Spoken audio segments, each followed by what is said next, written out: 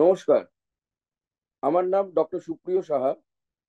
আমি consultant geriatrician and physician. আমি কলকাতায় প্র্যাকটিস করি। তো আজকে আমি আপনাদের সামনে ইসোফেজিয়াল সংকোচন নিয়ে কিছু বক্তব্য রাখবো। ইসোফেজিয়াল সংকোচন কিভাবে শনাক্ত করবেন এবং তার উপশম কি?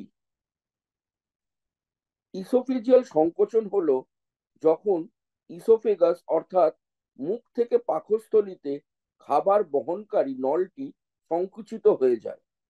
এর ফলে খাবার গিলতে সমস্যা হতে পারে।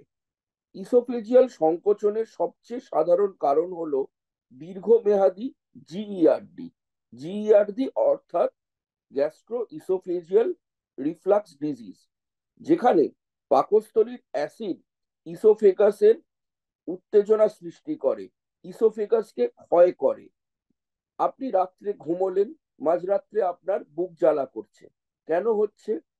যে পাকস্থলীর যে অ্যাসিড সেটা ওপরে ইসোফেগাসে বা খাদ্যনালীতে চলে আসছে এবং খাদ্যনালীতে একটা কোরোশন তৈরি করছে, করে খাদ্যনালীর গায়ে একটা ইনফ্লামেশন তৈরি করে। তো এটা সময়ের সাথে সাথে ইসোফেগাস এর জন্য ফুলতে থাকে এবং তারপরে এটা সংকীর্ণ হতে থাকে। অন্যান্য আঘাত এবং দাগও ইসোফেজিয়াল সংকোচন সৃষ্টি করতে পারে। কিছু সময় অ্যালার্জি, রেডিয়েশন থেরাপি, ক্ষতিকারক পদার্থ গিলে ফেলা যেরকম অ্যাসিড পয়জনিং, সার্জারি, ক্যান্সার বা কিছু বিরল ত্বকের রোগও এই ইসোফেজিয়াল সংকোচন সৃষ্টি করতে পারে। কিছু লোক আবার জন্মসূত্রে এই সংকোচন নিয়ে জন্মায়। বিরল ক্ষেত্রে বাইরের চাপের ক্ষেত্রে, মানে আপনার ফুসফুসের মধ্যে কোনো টিউমার হলো, সেই টিউমারের চাপের জন্য এরকম ইসোফেগাস সংকুচিত সংকুচিত সংকুচিত হতে পারে। ইসোফেজিয়াল সংকোচনের প্রধান লক্ষণ হলো খাবার গিলতে সমস্যা, যা ডিসফেজিয়া নামে পরিচিত। আপনি অনুভব করতে পারেন যে খাবার আপনার গলার, বুকের বা ওপরের পেটের মধ্যে আটকে যাচ্ছে, যা ধীরে ধীরে যাচ্ছে। আপনি হয়তো লক্ষণগুলি অনুভব করবেন না, তবে যদি থাকে সাধারণত সংকোচন বাড়ার সাথে সাথে এগুলি আরো খারাপ হতে থাকে। প্রথমে শক্ত খাবার বা সলিড খাবার বা ট্যাবলেট গিলতে সমস্যা হতে পারে এবং সময়ের সাথে সাথে তরল খাবারও গিলতে সমস্যা হতে পারে। ইসোফেজিয়াল সংকোচনের অন্যান্য লক্ষণের মধ্যে হৃৎপিণ্ড জ্বালা, খাবার ফিরে আসা মুখে, এগুলো হতে থাকে। ইসোফেজিয়াল রোগগুলি সাধারণত একজন গ্যাস্ট্রোএন্টারোলজিস্টের দ্বারা নির্ণয় করা হয়, যিনি আপনার লক্ষণগুলি এবং মেডিকেল ইতিহাস বুঝতে পারেন এবং তারপরে সংকোচন আছে কিনা তার পরীক্ষা করার জন্য একটি সাধারণ পরীক্ষা করেন। প্রথম পরীক্ষা হলো ইসোফেজিওগ্রাম বা বেরিয়াম স্যালো পরীক্ষা। এই পরীক্ষায় আপনাকে একটি চকচকে পদার্থ বা বেরিয়াম সল্ট গিলতে বলা হবে এবং সেটা এক্স রে করা হবে। এক্স রেতে দেখা হবে এই যে সল্টটা, এটা কিরম ভাবে আপনার পাকস্থলীতে যায়। দ্বিতীয় পরীক্ষা হলো আপনার এন্ডোস্কোপি, যেখানে আপনাকে একটু সিডেট করা হবে, লোকাল অ্যানেস্থেসিয়া দেওয়া হবে এবং ডাক্তার একটি পাতলা টিউব, যার মধ্যে একটি ছোট ক্যামেরা আছে, সেটা আপনার গলা দিয়ে পাকস্থলীর দিকে প্রবাহিত করবেন। আপনার ইসোফেগাসের অভ্যন্তরটা দেখা যাবে এবং প্রয়োজন হলে এই পরীক্ষার আরো নির্ণয় করার জন্য এখান থেকে টিস্যু স্যাম্পেল নিয়ে বায়োপসিও করা যেতে পারে। ইসোফেজিয়াল সংকোচনের চিকিৎসার মূল উদ্দেশ্য হলো খোলামেলা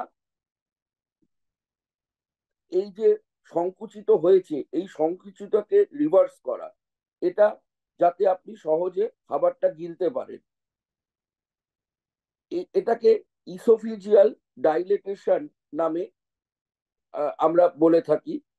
এটি সফলভাবে এন্ডোস্কোপি মাধ্যমেই করা যায়, যেখানে কি হয়, একটি বেলুন বা সিলিন্ডার দিয়ে আপনার যেই সংকোচনের জায়গাটাকে এটাকে খুলে দেওয়া হয়। ধীরে ধীরে এই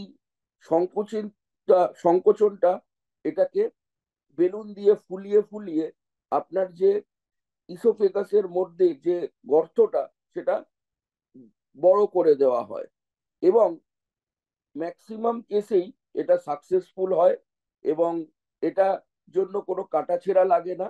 এটা এন্ডোস্কোপের মাধ্যমে করা হয়। তো এই চিকিৎসা যদি সাকসেসফুল হয়, তখন আহ, মোটামুটি পেশেন্টরা নর্মাল খাবার খেতে পারে, এবং এটি একটি আউট পেশেন্ট প্রক্রিয়া। এর জন্য অনেক সময় ভর্তি হওয়া প্রয়োজন হয় না। সাধারণত সপ্তাহে একবার কয়েক সপ্তাহের জন্য আপনার আপনার ইসোফেজিয়াসে প্রয়োজনীয় যে ডাইলেটেশন সেটা অর্জন করা যেতে পারে। ডাইলেটেশনের জন্য শুধুমাত্র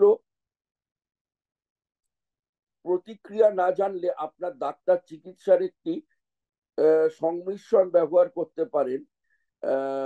ক্যান্সার যুক্ত সংকোচনের জন্য প্রথমে ক্যান্সার চিকিৎসা করাটা কিন্তু জরুরি। তারপরে ক্যান্সারের চিকিৎসার জন্য যদি এই সংকোচন হয়, তখন এখানে স্টেরয়েড ইনজেকশনও কখনো কখনো ব্যবহার করা হয়। অনেক সময় আমরা ইসোফেজিয়াল স্টেন্টিংও করতে হয়, যদি যদি ইসোফেগাস থেকে দেখা যায় যে ব্লিডিং এর চান্স আছে, সেটাও আমরা ওই এন্ডোস্কোপির মাধ্যমেই এটা চিকিৎসা করতে পারি। কিছু ক্ষেত্রে ইসোফেজিয়াসের সংকোচন প্রতিরোধ করা যেতে পারে যদি আপনার খাবার নল থাকে অনেক দীর্ঘমেয়াদী। তখন কি হয়, এই ইসোফেগাস সংকোচন হতে পারে। তো সেগুলো, I think this part needs to B edited, this last paragraph.